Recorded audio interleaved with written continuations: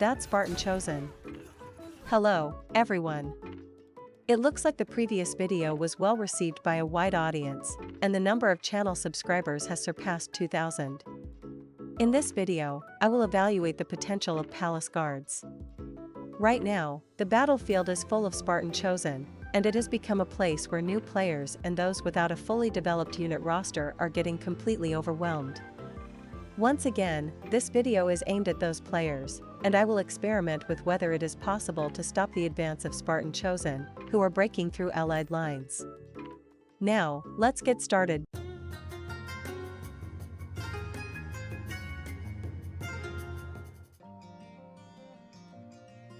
This unit requires a solid understanding of skill effects and precise timing. Therefore, if you do not fully understand the characteristics of this unit, please watch the previous video mentioned above first to deepen your knowledge before proceeding. Unfortunately, about half of the players in Conqueror's Blade try to play without doing any research or thinking things through, so I believe such players will not be able to use this unit properly. Here are the Davinci and unit mastery I used. I will discuss doctrines later.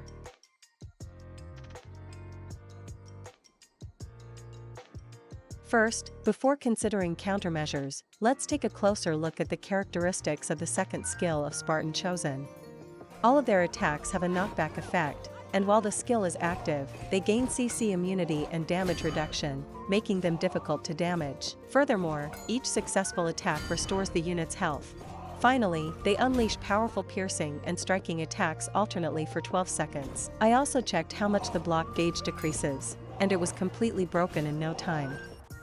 On the other hand, CC immunity that comes with Palace Guard's skill only lasts for 5 seconds per use, so they cannot endure from start to finish. Therefore, I decided to test whether it would be more effective to enter from the beginning or to enter the battle midway.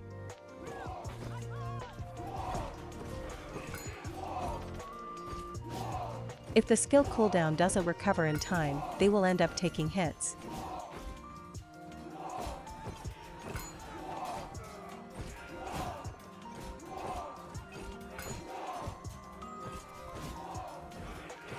From watching the footage, considering the risk of getting hit, it seems that entry later is more effective.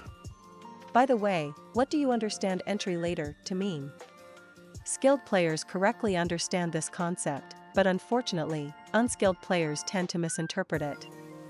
I will now introduce both the correct and incorrect ways to entry later, so please observe the difference. First, here is the video of the correct way to entry later. Here's an example of matching attack timing.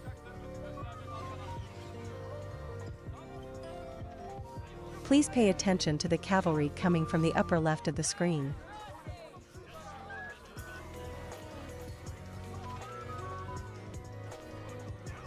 By matching the attack timing, it's possible to deal with the enemy in a short amount of time. Next, here is a video showing the mistake unskilled players make when entering later.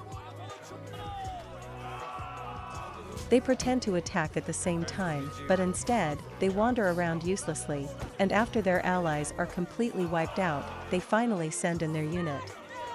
For players who play like this, I do not recommend using Palace Guards. During my testing, something caught my attention, so I decided to investigate it. That is a silent buff. I don't know when exactly it was implemented, but it seems that the cooldown reduction of skill 2 now also applies when blocking attacks. Let's check whether this is actually the case.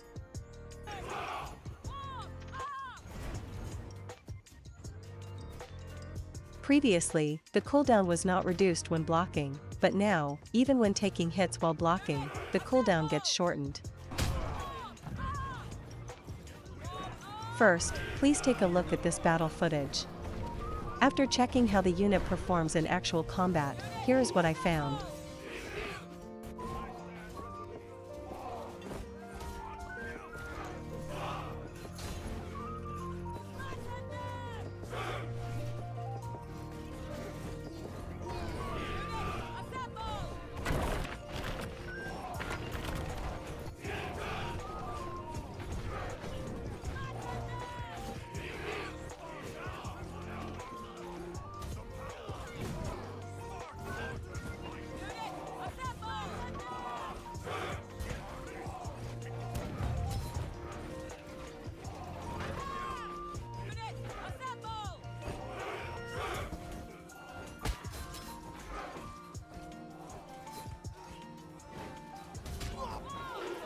In the last clip, it is clear that even while the skill is active, attacks from the side or rear can still deal significant damage.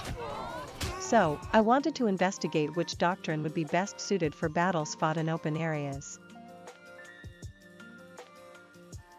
The main choices are twofold.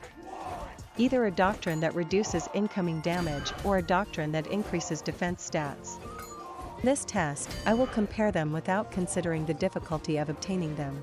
To withstand the shield strike of Spartan chosen, I first tried equipping a defense boost type doctrine.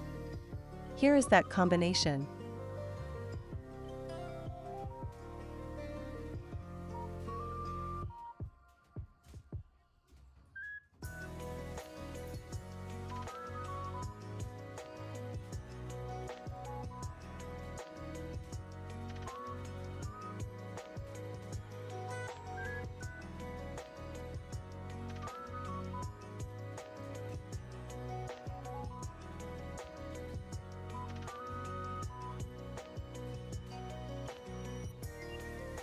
Next, here is the combination focused on damage reduction.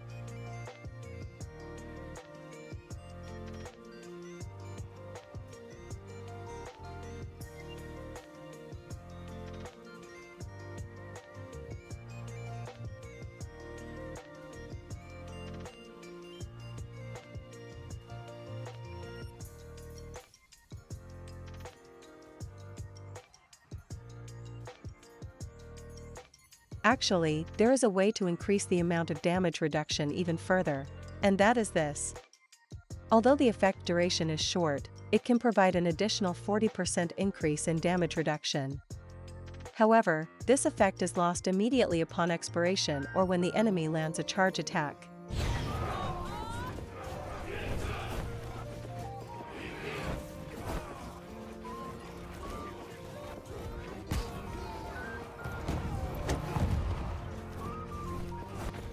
Here is a scene where I used block and damage reduction during a charge to shorten skill cooldowns. I was able to successfully reuse the skill. Personally, I found that using this unit as a counter was the most stable approach, so this is my final build. I tested its usability this time, and my conclusion is that it is highly effective. I would recommend it to players who do not yet have a fully developed unit roster. Since timing is crucial, you need to constantly observe the battlefield's movements. It may be challenging for beginners or unskilled players.